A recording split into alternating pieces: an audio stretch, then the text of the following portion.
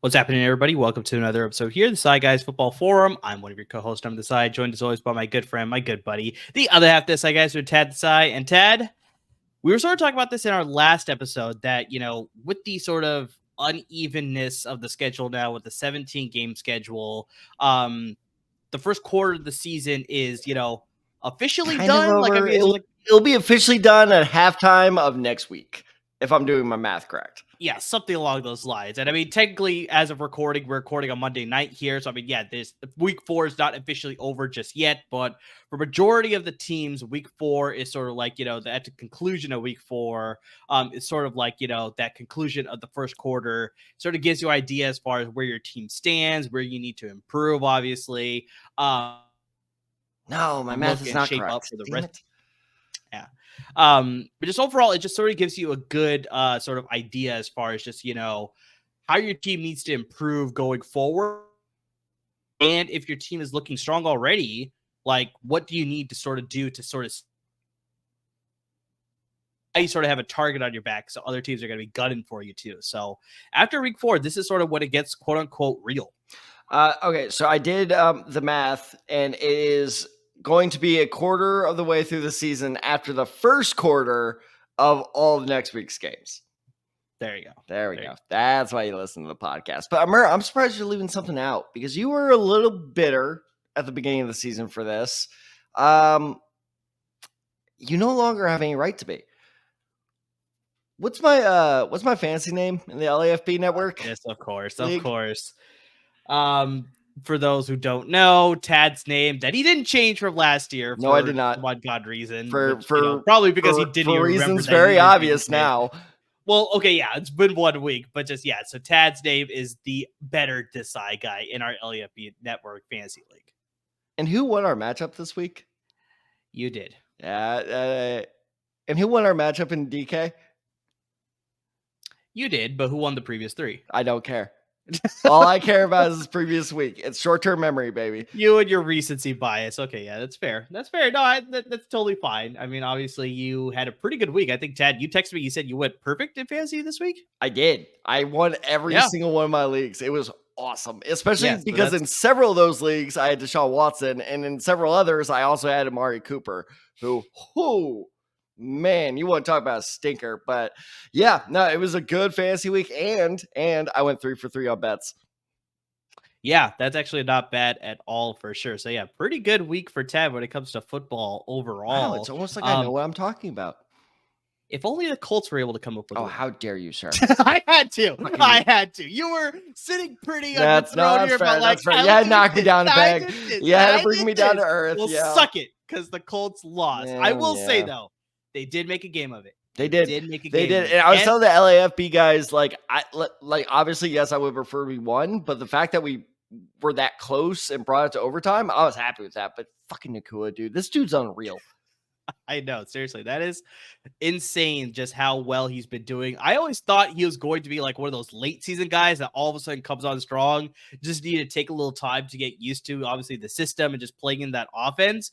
But yeah, throw that out the window, because this guy is right out of the gate. He's looking fantastic. And early Cooper Kupp is coming back here in week 5. So can you imagine that tandem? Like, I mean, that's going to be dangerous to look forward to if you're, look forward to if you're a Rams fan, not look forward to if you're opposing defensive coordinators and opposing defenses. So we are going to do our end of the year fantasy awards at, in probably January, I want to say, maybe December. When the season's done around there. Very, very easy early favorite for pickup of the year. Pick up the year, fantasy rookie of the year. I mean, we'll figure out awards once we get to that point. Fucking Bijan is. Let's knock me down another peg, though. Bijan's making me look like a damn idiot. He's in the running there too. Well, that one I didn't want to rub so much salt to that wound. I did a little bit yesterday, but just like, yeah, that was I really just didn't understand your thinking behind that one. I was just like, this guy is really going to tear it up. But you know what? You do you, buddy. You do you. But I'm also going to tell you that's like I'm liking what I'm seeing out of Anthony Richardson. They're not running it as much with him too. So it's like I think they're understanding that's that like, was hey, a very take some big hopeful shots. sign. So I think, like I said, you need to be a little bit more optimistic around him. I know you're very I negative am. when I was on Sunday. I'm saying when they drafted him in the entire offseason, you're like, I don't know how I feel about this guy. I'm not very confident about this guy, but I kept telling you, I was like, you need to be more confident because I think he could turn around. It'll take time. It clearly looking like this is like 4 weeks. It may take the rest of the season too, but just he's looking like a franchise starter for them. So I'm pretty optimistic for you as a Colts fan there. But I think, Tad, we sort of, gone on a little long here with our intro here. Let's sort of jump into no such thing. Let's sort of jump into our week 5 waiver wire picks. And I think more importantly, looking at some of those injuries over week 4 that could be significant as we head into week 5. And then also, Tad, this is a big thing. You're talking about Deshaun Watson and Amari Cooper. Week 5 is when we start getting bye weeks. So now I got decimated by bye weeks this week. It's even more critical that you're sort of attacking the waiver wire because you need to replace some guys that are going to be on a bye week. So I talked about Deshaun Watson, Amari Cooper. The Browns are on a bye here in week 5. The Los Angeles Chargers are on a bye here in week 5. The Seattle Seahawks, I know they're playing tonight. They get a full bye week. They'll be ready to go by week 7. So they're on a bye week. And the last team on a bye week is the Tampa Bay Buccaneers. So yeah, these are some injuries that will obviously affect you, not just for this week as far as the bye weeks are concerned now, but then also like depending on the injury, they could be pretty severe here, Tad. So I'm going to go through them as fast as I can here, and then you feel free, to sprinkle in what you feel about each situation here with these injuries. So let's start here with the Cincinnati Bengals. Their offense is rough already. Their offense is rough already, but now they're dealing with the injury here. T. Higgins, the wide receiver, left the game towards the end of the first half against the Tennessee Titans with a rib injury. He did not return in the second half. This is supposed to keep him out several weeks because he has a fractured rib, according to Adam Schefter of ESPN. The big thing that's sort of going to be beneficial to him is that the Bengals have a bye week in week 7. So if they keep him out for 2 weeks and they have that bye week in week 7, he could hopefully be healthy by then. But yeah, it's not looking like he's going to be able to start before that time. So yeah, at least week 7 is probably where he's going to be targeted to come back. But like I said, that's the bye week. So in the meantime, I mean, we've seen this all before when we had injuries to Jamar Chase last year. Also, T. Higgins got hurt last year. Tyler Boyd will step up to fill up that void left by T. Higgins. Also, you got to look at. Are you saying that Boyd will fill the void? Boyd will fill the void. I think that's the biggest thing that you got to be shooting for there. Trent Irwin, I think we heard of his name quite a bit last year as well, so I think he should see an increase in targets.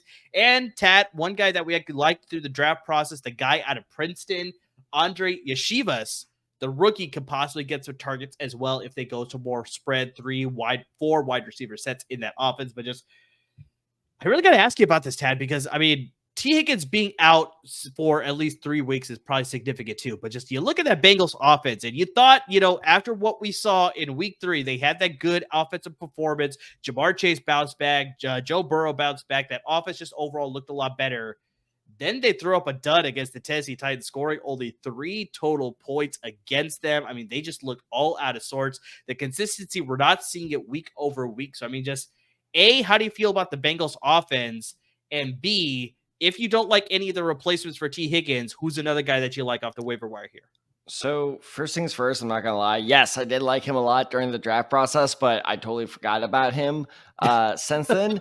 I, honest to God, was going to bring him up before you did, and I was going to say Iosivas. Iosivas. I remember we looked at this and we were questioning it the entire draft process, and I think we finally got it. Iosivas. Iosivas. Yeah. Yeah, I'm not trying that. All right. So, let me tackle your first question about the Bengals offense in terms of their, I know he doesn't listen to this because he's not a big fantasy football guy, so I'm going to try to take advantage of that. I'm actually going to try to trade for Joe Burrow tomorrow. I think that this Bengals offense, while yes, they have been an abysmal failure, to start the season, I cannot imagine a world, and God, this clip has the potential to age horrifically, but it also has the chance to age pretty well. I cannot imagine this Bengals offense being this inept for the rest of the season going forward. I think it's just a mix of Joe Burrow's injury, the fact that, because a lot of people forget, Joe Burrow's injury was not just he didn't play in the preseason, he didn't take any practice snaps throughout the preseason either. It's still like, this is basically, we're watching the Bengals July practices form out on the football field, which is real unfortunate when the games matter. But we have 13 more weeks to go. There's no way an offense this talented, even with T. Higgins out, is going to remain this stagnant. So I think that while you may want to sell the Bengals, people like me are going to try to take advantage of that knee-jerk reaction and fleece you on trades here. So don't do it. Do not drop Jamar Chase, obviously, Joe Mixon, Joe Burrow, the big ones are safe, but don't drop Tyler Boyd if you have him on your bench, because he's an excellent replacement for T. Higgins, as you pointed out. Don't drop, I want to say, is it Irv Smith? I'm getting all these like Minnesota tight ends mixed up because you got Smith Jr. is a starting tight end. You got Hawkinson and all these NFC North tight ends are just going to these different teams, but Irv Smith is a name worth keeping an eye on. So I think that Bengals offense is something that, yes, you should be wary of. I'm not so sure they're must starts anymore, but I don't think it's hit the panic button yet, especially because, like I said, I like people like me are going to try to take advantage of that, where I'm going to try to fleece this guy with a Joe Burrow trade this week. And I think he's going to take it because he's panicking. He's about to drop to 1-3, and he has already expressed concern of his quarterback issue. And now I have Deshaun Watson and Brock Purdy, so I can spare a QB. So I for long story short, I say trust the Bengals offense. As for a potential outside replacement with another team, this might be my riskiest pick of the week. I'm torn between two of my picks. I like Darnell Mooney. Interesting. Okay. I know it's interesting, but here's why. Chase Claypool is pissed. I don't know. For our listeners, we're recording on Monday night. Did you see the news this morning? Yeah, it's pretty much that. It's very similar to the Cam Akers situation in Los Angeles, where it's just like he's not reporting there. The front office seems to have an issue with him. They're asking him not to report even to practices now. So it's just like, I don't know what's going to happen there. They're apparently open to taking a trade offer only for a 5th or a 6th round pick. So yeah, this is not going to work out well for the Bears and Chase Claypool. He's probably going to be playing elsewhere within the next couple of weeks. All-time bad trade. They traded a 1st-round pick for this guy, basically. They did. So for those of you who don't know, like you said, Chase Claypool, Cam Akers is a great comparison. Good job by you, because it's one of those things where it's like, fine, you're pissed. You're not that good with us, at least. We don't want to deal with your shit anymore. Get out. It's like the South Park episode. Like, if you don't like it, you can get out. So that's basically what's happening there. And Darnell Mooney is now solidified because of all this in the number 2 role. That's why I wasn't a big fan of him going into the season, was he's now taking the number 3 role behind Claypool, but Claypool's gone now, whether it be holdout or whether it be trade. And Darnell Mooney thrives in that number 2 role. Now, I already know while I was looking up these stats, Bears fans are going to yell at me that he was their number 1 that year. Okay, hear me out. Darnell Mooney thrives as when he has a bigger receiver that can take attention away from him. That's what I mean by the number 2 receiver, because going all the way back to 2021, that was the last time that he had over 1,000 yards and over 60 receptions. That year was also the year that Allen Robinson was there. So all this attention was being put towards Robertson. So I'm going to keep making the joke. I have to. I only have a year or 2 left where I can make that joke. So I think now that, obviously DJ Moore, and again, I know it was against the Broncos, but DJ Moore also was kind of looking like he was in his stride last weekend. So hopefully that will draw enough attention away from him where Darnell Mooney can kind of succeed in that number 2 role. And as I said before, I understand that they were playing the Broncos, but the Bears are going to be passing it a ton to keep into these games over the next couple of weeks. So let's talk about the next couple of weeks, because they play Washington, Minnesota, Vegas, and the Chargers. Those are some vulnerable secondaries, if you ask me. So Darnell Mooney, like I said, probably my riskiest pick, but I kind of like him as a stash and see option. There you go. We'll see exactly how that plays out. We did see a lot more life from the Bears offense this past week against the Denver Broncos. Hopefully that will continue going forward against a semi-soft schedule that you sort of laid out there. So yeah, we'll see. And they still lost. Fortunately, yeah, they still lost for both of our friends there, Matt and Jay. Unfortunately, just dealing with the 0-4 Chicago Bears team. They were surrounded by a lot of optimism. Matt's already done watching them. He's already done watching them. We were texting him after Fields had that fumble. We were like, "Oh, that's a bummer." He's like, "What happened?" Like, you're not even watching. He's like, "Nah." Yeah, no, it's tough. It's tough for sure.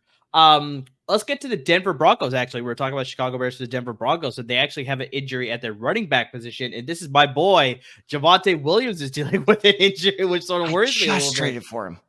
He left the game against the Chicago Bears with an apparent hip injury in the first half. He was ruled out of the game with a hip flexor injury. Now, the big good news thing that we should sort of highlight here is that he is not expected to miss time. Now, they may decide to hold him out this week as a precaution, but yeah, apparently it was not anything super significant. I think throughout the week of practice, they'll be able to sort of ease him in, and he should be totally fine once they actually get to week 5 here. But yeah, it's looking like it's not going to be anything serious. At the most, he may miss a week. But in case he does have to miss that week, they want to be a little bit more cautious with him. Undrafted rookie Jaleel McLaughlin. I mean, he looked pretty strong in his plays. He had 104 scrimmage yards against the Chicago Bears, and he scored a touchdown through the air as well. So, I mean, this guy was definitely filling the role that Javonte Williams sort of was filling the role that Javonte Williams opened up for him. And Samaje Perine may also get a few touches and some targets in that offense as well. But just, yeah, looking like, as far as a waiver wire addition, Jaleel McLaughlin may be a guy that a lot of people are going to be targeting this week. I know he's available in a lot of leagues for sure. But just one thing that's interesting, Tad, is just, I'm going to shift to my next team here, and I'm going to give you a 2-for here. And I really want to talk to you about this offense as well, because it's very similar to Cincinnati. We're just like, I'm not sure what we can expect for this offense going forward. And the head coach has already said, we definitely did not have our best performance, and we definitely need to make some changes. I mean, he used a lot more colorful language that I just put right now, but I'm going to talk to you about Mike Tomlin talking about the Pittsburgh Steelers offense. And they do, because Najee Harris sucks. And so we'll get to that here a little bit here, but unfortunately they're dealing with 2 significant injuries. First, let's start at the quarterback position. Kenny Pickett left the game against the Houston Texans with what looked like a bad knee injury. He had to get help off the field, and he didn't play the rest of the second half in that game. Mitchell Trubisky stepped in for Pickett, attempted only 5 passes, had 3 completions for 18 yards, no touchdowns whatsoever. So, I mean, the offense wasn't all that much better with him. Yeah, exactly. Pickett, though, thankfully did not suffer a serious injury. A lot of people were thinking the way he was tackled. I thought it was ACL. A lot of people were expecting it. A lot of people thought it was going to be a torn ACL. He'd be out for the rest of the season. It's looking like it's a sprained MCL. So it is going to keep him out for a few weeks. Looking like it may be able to play this week, but I think they probably may not want to push it. Very similar to Javonte Williams, where let's make sure this guy is fully healthy. Maybe we'll keep him out a week or 2, and then we'll see what we can sort of get there. But just, yeah, it's not looking like he may be in line to start here in week 5. And then in relation to that, Tad, before I get to your take here on the Pittsburgh Steelers offense, Pat Freiermuth. He was also injured in that game, the starting tight end for them. He left the game in the third quarter as well with an apparent leg injury. He ended up missing the rest of the game as well, ruled out with a calf injury. So what initially looked like just a tweak, like it wasn't going to be serious, very similar to Pickett's, where it's like it looked worse than it actually was. This did not look as bad, but apparently it's turning out to be a lot worse than they anticipated. It's looking like it's going to be not just a tweak, but it's just like they're looking at it. They're doing more tests on it. They haven't confirmed exactly what the injury is, but they have confirmed that he's going to miss 3 weeks. He is going to be out for 3 weeks. So you're starting tight end potentially for a lot of people's fantasy rosters. Pat Freiermuth will be out for 3 weeks at least. In his place, you got the rookie out of Georgia, Darnell Washington, is going to step up there. We'll see if he can sort of make a name for himself in the NFL. He obviously made a huge name for himself back in Georgia. But this is where we sort of get to the question here, Tad. It's hard to trust anybody in the Steelers offense because, I mean, like you said, Najee Harris has not been performing the way I thought he would. I thought he'd be, like I said, one of those silent killers that everybody's going to overlook. For the trap. I did. I thought everybody's going to overlook him, and he's going to find a way to just be this unquestioned stud in that offense. Boy, am I wrong through 4 weeks. We'll see exactly what happens the rest of the season long. But just Kenny Pickett looks out of sorts still. Like, I mean, there's a few times where he shows some flashes, but just he's not able to rely on the connections that you thought you could see or that you did see in the preseason that you thought would translate over to the regular season. Deontay Johnson's on the IR still. So, I mean, he's been hurt. Obviously, we're hearing the news of Pat Freiermuth being hurt, but just even when they're all healthy, it's just this offense is just, I don't know, it's just missing something that just brings it all together. Like I said, there's just no chemistry. It's just all out of sorts. I just don't know what it is. I know a lot of people are blaming the offensive coordinator Matt Canada, but just regardless of what it is, it's hard for me to trust the Steelers offense going forward, even if everybody was healthy. But now in this case, with a lot of people being hurt, I definitely do not trust their backup. So, I mean, just Tad, what's your take on the Steelers offense? And most likely, what are your suggestions for the quarterback waiver wire edition and a tight end waiver edition that are not Steelers? I don't think. Okay. God, this is a dated reference, but I mean, you already mentioned it, but I already threw out a South Park reference, earlier. So why not throw out another one? Is everyone's favorite blame candidate, but there's a reason why. It's blame Canada. It's Canada's fault. I've been throwing along for a lot of on Twitter through this past couple of weeks. Damn for it. Sure. Like that song. Damn it.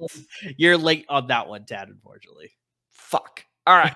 Well, anyway, it's a good joke. Clearly, it is a good joke. It's a very apt joke for sure, but just unfortunately, I swear to God, I did not know that. But no, it is absolutely his fault, because this is the difference between the Steelers and the Bengals. The Bengals offense doesn't, and it's kind of hard to put into words, but they don't look inept, right? They just look hobbled, or like there's just something like that connection in the Bengals offense just isn't there, and you can kind of tell that. That's why, I think it was Al Rowe asked in the chat on Sunday, it was, or maybe it was Carrie on somebody asked in the LAFB network chat, like, what is going on with Bengals right now? And I said it was Burrow's injury, because that's the only explanation of why that connection is not happening. The Steelers just look inept. Like, they truly look like they have no idea what they're doing. And it's just like tiny little stuff. And I know this is kind of gone viral as well, but it's just like stuff like this where I'm like, what is happening with this team? Is like George Pickens caught a pass against the Texans, got tackled 7 yards short of the first down, and he motioned for a first down. Yeah. It's like, what is happening? Like, it seems like that offense forgot how to play football. Not to mention that offensive line is terrible. Such a bad offensive line. So, no, I don't really blame Kenny Pickett at all. Of course, because I'm very biased there, I will admit. But no, I will admit, Pickett's been not making that step up that I was really hoping he would this year. Sophomore slump. I'm going to blame it on that. But I completely agree with you on everything you said. Just like with the starters in, I'd be iffy. Now that all the backups are in, I'm not touching it. Darnell Washington's an interesting name to keep an eye on, though. Put him on your waiver target list, but don't pick him up. Let's wait to see if he was just the college stud where he was just, and this was his big draft concern. Was he just bigger than everyone else, or was he actually good in college? And we're about to find out. So interesting player to keep an eye on. Not immediate pickup for this week. So, look, if you have Kenny Pickett, for some reason you're writing him as a starter, you're desperate. By the way, I did get like we talked about, Tad, this is week 5, so a lot of the quarterbacks that are bigger names are on a bye week. So Deshaun Watson, Justin Herbert, Geno Smith, and maybe Baker Mayfield if you're using him, but so Justin Herbert, Deshaun Watson for sure. A lot of people have a roster problem. And look, I Jason Davis, I love you so much, man. I'm glad we stayed in contact ever since I went to new school. You're desperate, dude. I got a text from him. What was that, Monday morning or like maybe Sunday night, of like, what are your thoughts on like when will Tannehill get benched? And I'm like, I don't know if he's going to be, but like, I don't know if he does, probably another couple weeks or so. He goes, okay, because I'm thinking of picking up Malik Willis. I was like, oh, good God, man. I was like, Jesus. I was like, all right. And then you know what? You know what it was? It was Saturday night, because then on Sunday, because he has Andy Dalton, and I told him, hold on to Dalton. And Bryce Young got leveled in the third quarter. And I thought he was out. Like, he looked hurt. He probably was hurt. And I told him, like, that's why you hold on to Dalton. Don't go for the Malik Willis play. But anyway, so there are desperate QB people out there. And I'm sure, Jason, sorry, this won't be very helpful to you, because I'm sure you would be going for him if he was available. But for those of you where he still is available, which, let me check my numbers, it's about 93% of you, Sam Howell. I told you guys. You laughed in my face. You said, there's no way this guy is a starter. What are you talking about? He's small. He makes bad decisions. He's blah, blah, blah, blah, blah, blah, blah, blah. I had to hear it the whole draft season. I was right. Sam Howell is a goddamn good quarterback. I am planting my flag in there right now. Is he like a franchise, like face of the franchise quarterback moving forward? No, but I will tell you what he is. He's a new Taylor Heineke. And some people may be like, oh, wow, good prediction there. But guess what? Taylor Heinicke has been in the league for almost a decade now. He is a more than capable NFL starter. And this year, at least, he's a more than capable fantasy starter, too. This shocked me. So I'll admit, he posted negative 0.2.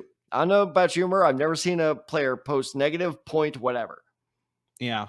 That was the first time I've ever seen that. Exactly. So I was like, wow, really? Negative 0.2 against the Bills last week. And that was when I was like, okay, guess that was a short-lived experiment there. And then he goes against the Super Bowl runner-ups in the Philadelphia Eagles. And what does he do? He puts up a season high of 20 points. This dude can get down on the ground. He is, for lack of a better word, he is a spunky quarterback that is just like it's okay. What's the word you would use to describe him? I don't know, but spunky's a good word. I don't think it's a bad word. Scrappy. How about scrappy? Scrappy, spunky, same thing. Scrappy is a good one. Gritty for sure. That's a good one. He's not really gritty. Gritty's not right. Like Cam Newton's gritty. Anthony Richardson's gritty. See, but I'd classify Heinicke as gritty too. Like when he was playing with Washington those last couple of seasons, like he was a very gritty type of player for sure. Okay, I'm not comparing their play styles. I'm comparing their career. Meaning, like he's a guy that will always be like, oh, this guy could be a starter. Like wherever he goes. Because I don't think he's going to spend his whole career in Washington. Okay, I'm talking more about his play style. No. His play style is more, oh, God, that's a good question. Let me think on that. I'll try to think of a comparison. But in the meantime, so other than that one bad game against Buffalo, and it was Buffalo, fairly understandable, is he has posted 16 plus points or more twice this season. And that other time they didn't, it was 15.5. So he barely missed out on that 16-point mark. So, I mean, he's a good, solid starting quarterback. And if I was in a situation where, let's say I'm in a deeper league and Kenny Pickett was my only quarterback, yeah, I think I definitely would count on Howell to be a good, streamer, at least for the next 3 weeks, because they play the Bears, the Falcons, and the Giants. Those are not, we just saw the Giants, let Drew Lock look like a capable quarterback for a couple drives there. In tonight's Monday Night Football game. So I really think that Sam Howell at 8.9% rostered so far, if you were desperate, and plus he's that under radar guy too. A lot of people are still wary of him. So if you're a little later on in the waiver order, he's a guy that will probably be there for you. So I really, really like Sam Howell moving forward. All right. Sounds good. So I want to save your tight end pick because I actually want to bring up another tight end that unfortunately has an unfortunate injury. And that's Javonte Johnson, the tight end with the New Orleans Saints. Oh, he got hurt? I actually didn't know this. He left the game early against the Tampa Bay Buccaneers with a apparent calf injury as well, very similar to Pat Freiermuth. He was unable to play, and honestly, just that Saints offense is still struggling to find its groove as well. Just a lot of these offenses are just sort of just struggling right now out of the gates here. I think sort of you sort of play into the fact that just the preseason game being cut by one game. A lot of people are not practicing as well as much during the preseason and the offseason as well. Hold out for contracts, what have you. But Derek Carr is also dealing with the shoulder sprain. We brought this up in last week. He decided to gut through it and play through it. He did not look 100% either for sure. Johnson had an amazing season last year, and you really thought he was going to take that next step and totally break out this year. So far, he has yet to score a touchdown this year, and he has totally been slow out of the gate for this New Orleans offense. Another big thing that's sort of a big factor, too, is that the Saints are going to be without their other tight end, Foster Moreau. He's also dealing with an injury. So as of right now, Tad, their starting tight ends would be, if Javonte Johnson has to miss significant amount of time. Troutman still there? No, Troutman was traded to the Denver Broncos, remember? So it's actually going to be the return of Jimmy Graham. He is a member of their roster. And they call him a tight end. I know they use him all over the place. He's not a tight end. We need to stop this narrative. He's not a tight end. Stop it. But overall, it's looking like the injury may not be super serious, but it may keep him out for maybe a week or two. But just, overall, once again, it's sort of like hitting that same note on the record here, just sort of like playing the same tune. It's just like these offenses are struggling, and that's the same thing that we're seeing with the Saints offense. A lot of talk in the offseason was just that Derek Carr was going to come in. He's going to bring more consistency to the quarterback position, which will then translate to the offense, and it'll be a lot more better. But just I haven't seen it yet. And I mean, I was also one of the people that was like, Derek Carr's not going to make this offense better. I was very much in that boat that's just like, their offense just sucks. Like, I mean, I don't know what it is. I think it's more Dennis Allen. We're both fans of not being fans of Dennis Allen. I think that's what we're both fans of. And I think that's sort of still showing that's like, even if you have a very capable quarterback and Derek Carr, yes, I know he's dealing with the injury, but the 3 weeks prior, I haven't seen anything from him that makes me want to think that, yes, the Saints can be, because everybody's also picking the Saints to win the NFC South. I was like, to quote Lee Corso, not so fast, my friend, because I didn't think it was going to be that strong. That actually was not a bad Lee Corso. Good job. So I don't think it was going to be that clear and evident that they were going to the mid division. I mean, obviously, we're looking at Tampa Bay. They're playing pretty well right now. Me and you both pick Carolina. It's not looking like that pick is going to play out for us all that well. Atlanta could be in the mix there, but just I think New Orleans is going to be in the contention there for sure. But just as a clear-cut winner for the NFC South, a lot of people are picking them. I don't think so. I think a part of that is just these offensive struggles are really showing, even with Alvin Kamara now back too. It's just I don't think it's going to make much of a difference. So feel free to give your thoughts on the Saints offense, but more importantly, I want to get your thoughts on your week 5 waiver pickup for the tight end position. Yeah, I mean, I'm still holding out hope for the Saints offense. I think that again with the disjointed kind of practice and just kind of developing that chemistry with Derek Carr's sprain. It was a joint sprain, right? They call it an AC joint sprain. So yeah. So I understand why they may be looking a little rusty. Their best player on that offense, Kendre Miller, has been hurt all. I had to do it. I had to do it. You're wearing the frog shirt. Frogs up, baby. Expected it. Yeah, for sure. But in all seriousness, that is a key missing part. Because I think they were waiting for Miller to show a little bit of depth there at running back, especially because Kamara hasn't had it. And it was funny. The guy I played in the league with my friends this week started Kamara. And I told him, I texted him, and I was playing against him. I'm like, don't do it. That's a mistake. And he was like, dude, he's back. He's going to kill it. I'm like, okay, you do you. And he didn't have a bad week. Don't get me wrong. But right, yeah. But that's the whole thing is Kamara's just all right now. So that's kind of the whole Saints offense is they'll make those old Saints plays where they'll stretch it deep with Rashid Shaheed. Damn it. That was close, but they'll stretch it out deep with 22. They'll, a lot of people get a weird number. I'm not used to that still. I'm not used to the wide receivers having non-standard numbers of I finally got used to the single digits and the teens, but seeing the 20s for a receiver, I was like, no, that's a running back number or a defensive back number. I'm I will admit though, I fell for that trap earlier because after week 1, I was like, okay, Rashid Shaheed, I got you at running back, and I was like, wait, damn it. But no, I mean, it's kind of like the Bengals is play wait and see. Don't hit the panic button yet, but especially if you have Derek Carr, don't drop him yet. I think that would be a mistake, especially because this quarterback pool is drying up real quick. In terms of tight ends, I like Jake Ferguson of the Dallas Cowboys because you're talking about an offense that is faltering in the New Orleans Saints. I know they kind of struggled a bit against the Arizona Cardinals, but I think that was blown out of proportion because it was the Dallas Cowboys. This offense is firing on all cylinders in every other game. Their defense is putting them in great position. Like I said weeks ago, the Trayvon Diggs injury news, while sad and while tragic, hasn't really affected the defense all that much because, again, Trayvon Diggs is kind of overrated. He's a good corner, but he's not the difference maker that, Stephon Gilmore was in his heyday or anything like that. So I think this Cowboys offense is going to keep going. Jake Ferguson has seen 7 targets in 3 of the 4 games this season. And here's another thing.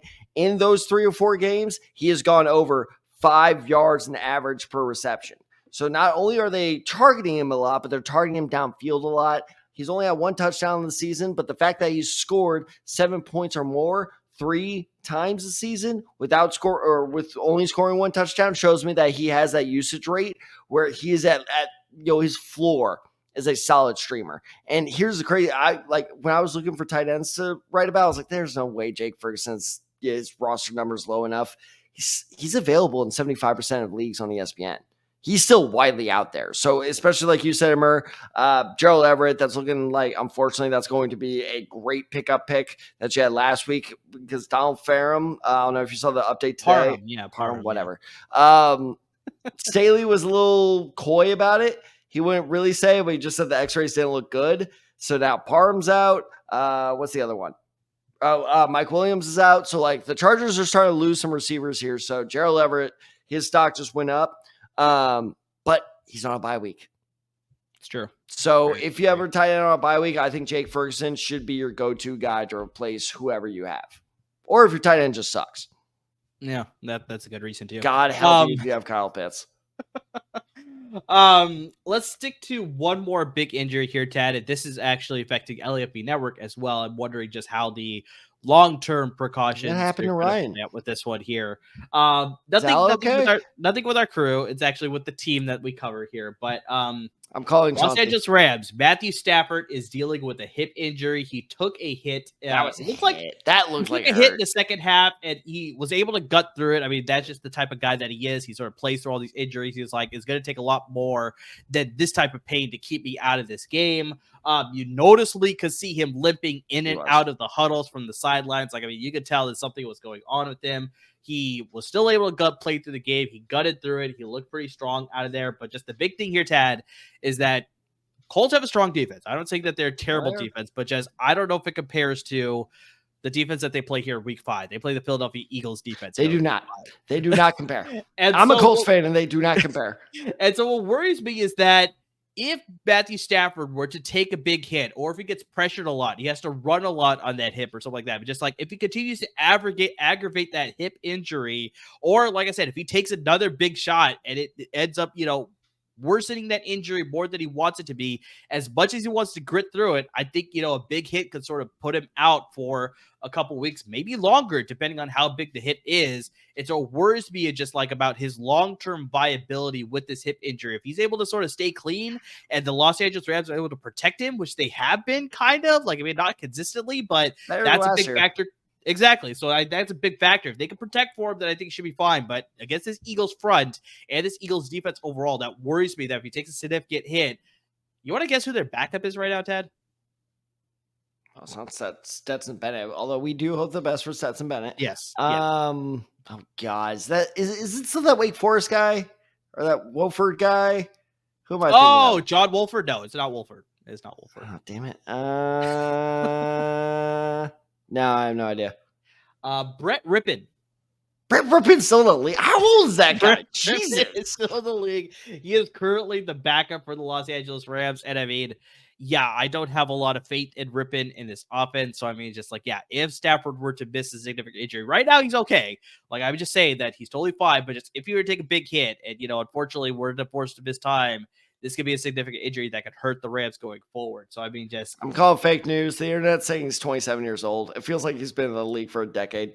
Yeah, no, he's been around for a while. And then, Tad, just really quick, the one other injury that I want to get to that you actually brought it to my attention because I was a little bit behind there. But Davante Adams took a big hit. He landed on his shoulder pretty severely. He missed a little bit of time in the second quarter, but he came right back in. Very similar to Matthew Stafford. He was like, it's going to take a lot more pain to this shoulder for me to keep me out of this game. There's a lot of people that are just that man is insane. Can we just acknowledge that he is crazy? It was like we were talking about with when the Derek Carr news broke and Ryan Clark was like, I had the same injury. They injected me. Like, I couldn't lift my arm up. And this is Ryan Clark saying this. They injected me in my shoulder so that I could go play. And I'm sitting on my couch like, what is wrong with you? Like, if you cannot lift your shoulder up, take the week off. If you are that hurt where you're like, oh yeah, no, I think my shoulder might have popped out. Just pop it back in. I'll be back in there or drive. Like, good Lord, these psycho people. Exactly. So he got landed on his right shoulder. He missed a little bit of time in the second quarter, but he came right back into the game. He was able to gut through it. He did say he was dealing with a lot of pain during that game, obviously. And obviously after the game, he's probably dealing with it. So I don't know if he's going to miss any time. There hasn't been any news about that so far because he did play the rest of that game. But if the injury is significant enough and he's going to have to miss some time, that's a very big missing piece of your fantasy roster if you have Davante Adams. You thought this offense was bad before. Exactly. They had the rookie Aiden O'Connell playing as well. So, I mean, yeah, with Jimmy Garoppolo dealing with concussion. So, it's like, I'm not sure how this offense is going to look either if Davante Adams and their possible starting quarterback, Jimmy Garoppolo, are both out as well. So, yeah, monitor that situation. As of right now, there's no news that has surfaced that's going to force him to miss any time. Like, he's probably going to gut through it there, but just those are the other two injuries that I want to bring up, Tad, that are significant here for week 4. Actually, I take that back. Not significant, but these are two injuries that also happened to big name players. Justin Herbert of Los Angeles Chargers. He dealt with a lacerated finger. Another psycho. Yeah, lacerated finger, and he had it all wrapped up, and he had it in a splint or a brace or whatever. He did play the rest of the game. He had a great Monty Python quote during his post-game interview saying, "It's only a flesh wound." Yeah. Exactly. It's only a flesh wound. And a lot of people were like, well, so is it a flesh wound? And they thought he was being serious. It's like, was that viewing code? It's like, it's a movie quote. Like, I'm fine. That's great. That is so typical. Yeah. And so the big thing I say that's not so significant is because it's on his non-throwing hand. And like I brought up before, the Chargers on a bye week this week, so he's got an extra week to heal. So I think he should be perfectly fine by week 7, should be good to go. And the other one, Mike Evans, he left the game against the New Orleans Saints with a calf injury. He missed the second half of that game. He was ruled out, but the Bucs are also on a bye week, so I think he should be good to go by week 7 as well. So Tad, any thoughts there on Stafford, Davante Adams, the Herbert quote? I mean, just lay it on me here. No. I mean, I basically agree with everything you just said. Well, 2 things. One is, oh man, I should not make this joke. I'm gonna make the joke. The temptation to make an old what's the biggest complaint on Stafford so far, like over the past 2 years? Just staying healthy for the most part. Okay, why? Because he always tries to gut through it. No. It's because he's getting older. I'm sorry, but the old man breaking his hip jokes, like, they just write themselves. Like, come on. A little bit. Come on. Like, that was so... I didn't want to do it on Sunday because I knew everyone was a little touchy that was hurt. So I'm like, you know what? That's just like poking the bear there. So I'm like, I'm going to leave that one alone. But like, though my mind was running a mile a minute. As soon as he was like, my hip. I'm like, get life alert, man. Life alert, yeah, for sure. Gonna get some hate for that. But no, in terms of everything else, I completely agree with everything you said. The only other thing I have to add is I have a new job for the NFL to create is at all 32 stadiums. Well, I guess 16. They need 'cause apparently there's a rumor they have snipers up in the rafters at every game for safety reasons. But you know what those snipers should have? They should just have a trank dart so that like when Davante Adams is like, no, I'm fine. He's trying to run back on the field. You just trank him from the rafters. Just fire one, just straight at him. Because that is the only way to keep these psychos off the field. I appreciate what they do. I appreciate their toughness. I aspire to it. I will not get anywhere close to that. But like, my God, these people, like, whoo. I mean, one of your favorite players cut off his freaking finger.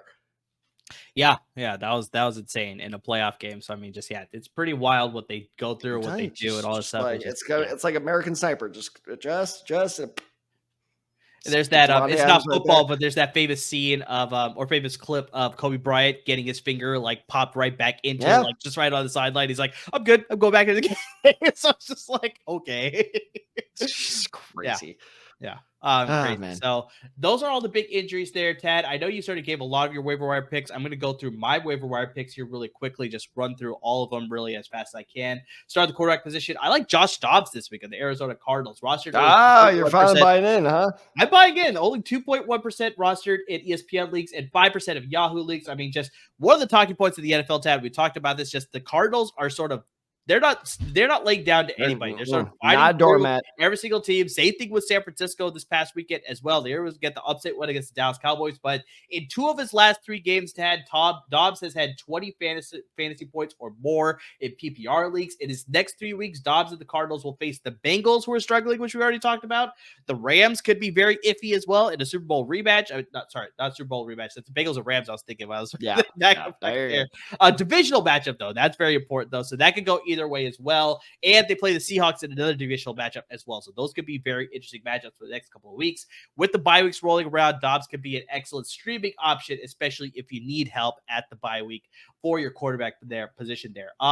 Sticking with the Los Angeles Rams, I'm going to go with the running back position here. I'm going to say pick up Ronnie Rivers. He's rostered only 0.3% of ESPN leagues, and Yahoo doesn't do the point percentages or whatever, so it's just 0% in Yahoo leagues. But I'm pretty sure there's like some sort of fractional decimal there. But I think it's pretty clear and evident. Kyren Williams is the clear leading rusher for the Los Angeles Rams, especially with them trading by Cam Akers to the Minnesota Vikings a couple of weeks ago. But I think Rivers has showed that he could be a good change of pace back, because in that game yesterday against the Indianapolis Colts, he had 9 carries for 47 rushing yards. He also had 2 receptions for 10 yards. So if Kyren Williams were to miss any time, I think Ronnie Rivers can step in and be a really good handcuff option for you. And I think just in the meantime, maybe he's not going to get a ton of carries, but I think you sprinkle him in, he could vulture a touchdown here or there. So he's a very matchup-based flex option for sure for you to stash on your bench, especially, like I said, if there's an injury to happen to Kyren Williams, this guy, I think, becomes a very good flex starter for sure going forward. Well, and not only that, but remember that Sean McVay, 3-4 years ago, if my math is correct, which again, big assumption. But the running back by committee, that was like the Rams fantasy hang up a couple years ago. It was like one day like Cam Akers would go off, and then Todd Gurley would go off, and then another player would go off. And like the running back by committee, McVay was a very big proponent of that just a couple years ago until he was forced to start depending on one, and then now he has to depend on none. So it wouldn't shock me that if Rivers keeps going the way he is, if they kind of return to that form, because remember, that's how Cam Akers broke onto the scene, was this backup keeps, like you said, vulturing. Was it Gurley? Whose touchdowns was he vulturing?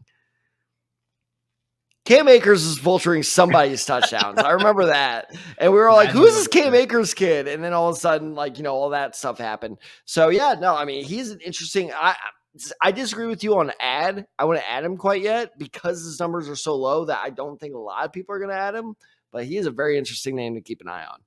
For sure. And they face the Cardinals and the Steelers here in week 6 and 7. So I think, never mind, Adam. Matchups coming up. Yeah, for sure.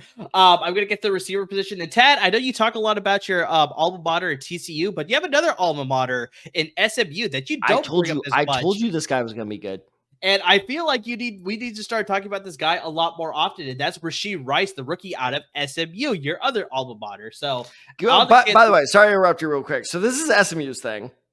To give our viewers, our YouTube viewers, yes. So it's like pony ears. So for our podcast listeners, you stick up two fingers like the P sign, and you like slightly, ever so slightly bend it to be the pony ears. And then this is the TCU one, which is way better.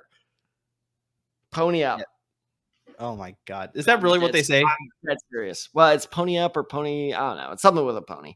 Oh my God. Aren't they the Mustangs though? Like, why pony? Because they're interchangeable. I don't know, man. I never went to a game. I went there during COVID. I never was on campus. Okay, fine. Whatever. But Rashee Rice, former SMU wide receiver, now with the Kansas City Chiefs. He's rostered in only 11% of ESPN leagues and 36% of Yahoo leagues. Holy but shit, that's nice. Travis Kelce is the clear leader in targets and receptions for this team, even with him missing a game. But Tad, did you know he's dating Taylor Swift? Yeah, I mean, that's just, news to me. No, that was a joke. We're not discussing the same further. Go. But the clear thing here, Tad, is that Rashee Rice has sort of taken that secondary role outside of Travis Kelce. He is second on the team in both receptions and targets, and he's definitely been looking like a go-to option and a dependable option for Patrick Mahomes. I mean, we sort of look at this Kansas City receiver landscape, and we're just like, who can we trust in a given week? Is it going to be Kadarius Toney? Is it going to be Sky Moore? Is it going to be Justin Watson? Is it going to be the guy that I was a big fan of, Justin Ross? He hasn't been doing anything right now, but just it seems to be Rashee Rice, and he seems to be emerging in this offense as a dependable piece.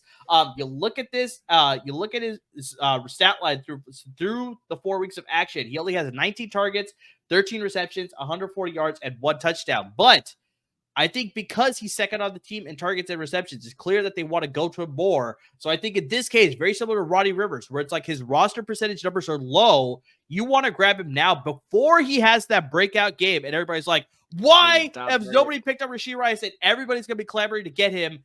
Be 1 week early than 1 week too late. So I think that's the case here with Rashee Rice. So stash him on your bench if you have the space for him, because I think eventually he's going to have that breakout game and everybody's going to be swarming to get him, and you'll already have him on your roster. So be ahead of the pack there. Pick up Rashee Rice. I remember, what's my favorite thing to do when making comparisons? You like to do extremely unrelatable Hall of Fame comparisons to all these players for some reason. So I'm guessing you have some sort of similar Hall of Fame comparison to Rashee Rice. Again, not in terms of play style, but in terms of the relationship around this offense is, you know what this is reminding me a lot of? This is the Chiefs reinventing. They got their quarterback. They got their Tony Gonzalez and Travis Kelce, and they got their Dwayne Bowe and Rashee Rice. The Dwayne Bowe, that's not as extreme as Tony Gonzalez. The Dwayne Bowe, Tony Gonzalez relationship was exactly like what you just described, where Tony Gonzalez was always the top guy. But whenever they shut down Tony Gonzalez, Dwayne Bowe was there. Now, was he stretching the field? Not quite, but you could always depend on him for a pretty good, 10, 15-yard catch. And he was a fairly big physical receiver. And Rashee Rice, like you said, it's kind of reminding me of that relationship of like, all right, we got our main target, our giant ass tight end, but then we also got this good possession receiver that I can depend on the outside. So I'm telling you, this is Dwayne Bowe, Tony Gonzalez 2.0, baby. For sure. So speaking about name, Dwayne. So speaking about, tight ends here with Travis Kelce and Tony Gonzalez, I'm going to go to the tight end position here, Tad. You actually brought this name before, and I think Cap's going to be a huge, wondering about this name too. But Kyle Pitts has been struggling this season, so I'm not saying pick up Kyle Pitts because have him rostered. I don't think throw away all credibility we had rostered.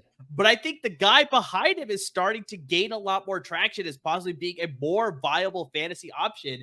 And that is the former Tennessee Titan and the former New England Patriot, Jonnu Smith. He is now a member of the Atlanta Falcons. He is rostered in 0.4% of ESPN leagues and 1% of Yahoo leagues. So here's the crazy thing, Tad. So when the Falcons played the Jaguars this past weekend in London, who do you think was a starter? And it's kind of obvious now that I'm asking you this question here, but just Kyle Pitts. That most people will say that. I'll toss you a bone. Yeah, exactly. Most people will say Kyle Pitts, but in this case, Kyle Pitts earned the first 3 starts of the season. But in this game, Jonnu Smith was actually the starting tight end for this team. I will say, though, in fairness, Kyle Pitts did play in 37 snaps compared to 32 for Jonnu Smith. So did the start really make a difference? I don't know. But I think the biggest thing that we're sort of seeing here, Tad, is that Kyle Pitts is being used to block a lot more for Bijan Robinson, for Tyler Algier, for that running game instead of going out in routes. So who's getting the benefits of running routes at the tight end position? Jonnu Smith. And it's like, you look at what he's been doing the past couple of games. In 3 straight games, Tad, he has at least 6 targets. Kyle Pitts has only gone over 6 targets once through 4 weeks of action. So, I mean, this is sort of spelling something as far as the fact that Kyle Pitts is being used to stay in and block, maybe run a few routes every so often, but they're using Jonnu Smith as that receiving threat at the tight end position. How long will this sustain? I don't know, but I think the biggest thing is you want to ride this wave while it's high right now.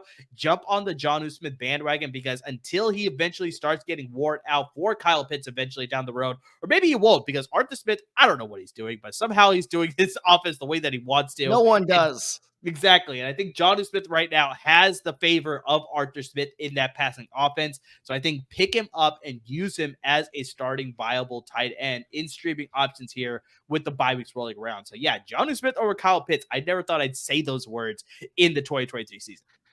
Jonnu Smith is a risky pick, but I do see where you're coming from. When I make that risk myself, I'm sitting at 2-2 in the league I care about the most. So no, I'm like teetering on the edge of, but if I'm sitting at like 3-1 or 4-0, and I'm like, you know what? I'm sitting pretty good. I don't really need this bench player. It's an interesting pickup to make.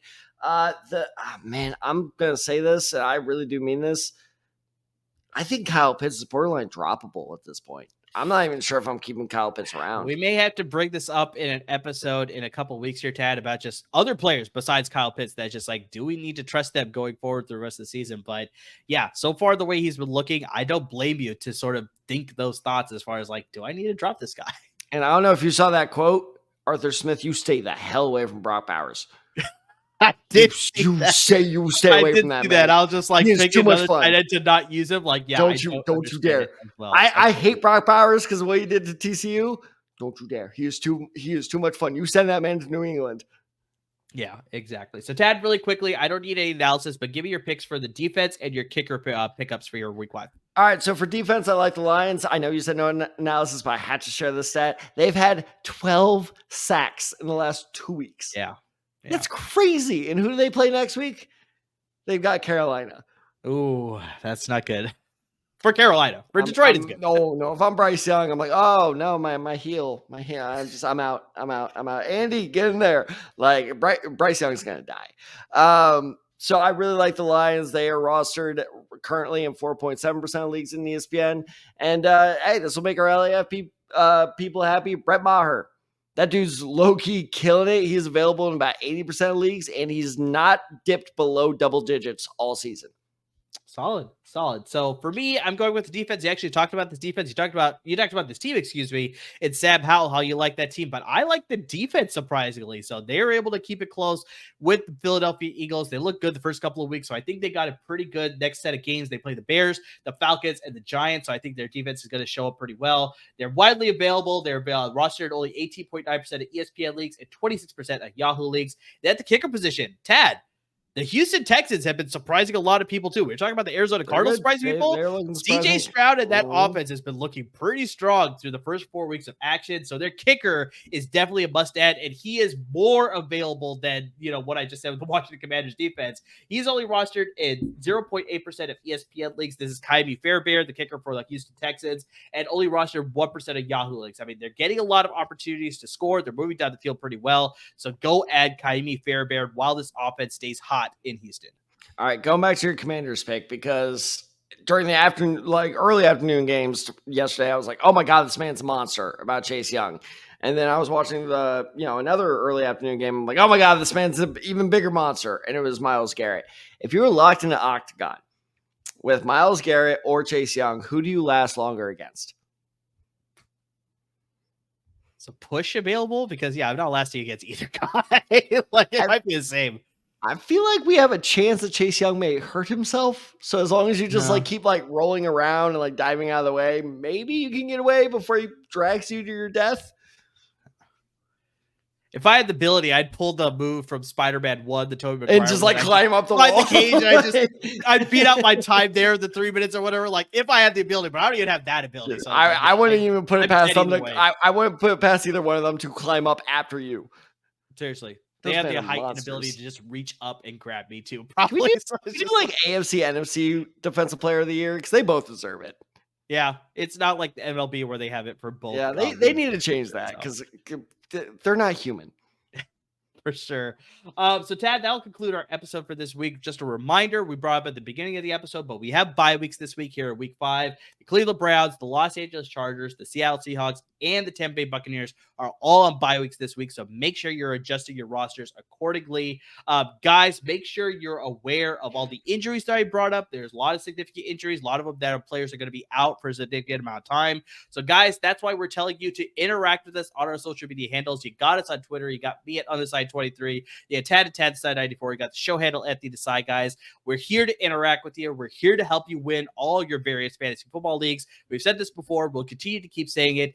Me and Tad play in so many leagues and so many different leagues. So if you need advice on a specific type of league, we are here to help you out, whether it's in, a pick'em league, whether it's in a vampire league that Tad's in, whether it's in an IDP league, which I play in, whether it's in, a survivor league, whether it's in just, Dynasty league. That's why I'm helping Jason Davis out.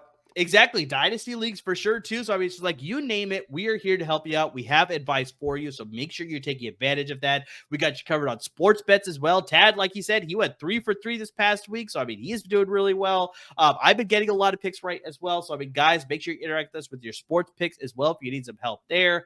And I think just biggest thing that you could be doing to support us, subscribe or listen to your podcast, whether that's on Apple Podcasts, Google Podcasts, Spotify. You can listen right on the LAP Network website as well. Hit that subscribe button. Always be up to date with our podcast. If you're watching us on YouTube, make sure you subscribe to our YouTube channel so you're always up to date with our YouTube videos as well. There may be some content that you may see on YouTube that you may not get on the podcast, so it definitely pays to subscribe to both. And of course, guys, I mean, make sure you're giving support to our parent network at LAFB Network. They're giving you a lot of great content when it comes to the Rams and the Chargers at the professional level and the Trojans at the Bruins at the college level. So guys, to everybody who's interacting with us, who's listening to us, who's watching us, I mean, just anything and everything that you're doing to support us, guys, we really can't thank you enough.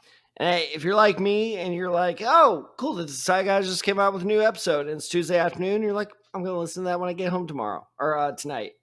And then you don't really listen to it Tuesday night. And the next thing you know, it's Wednesday morning.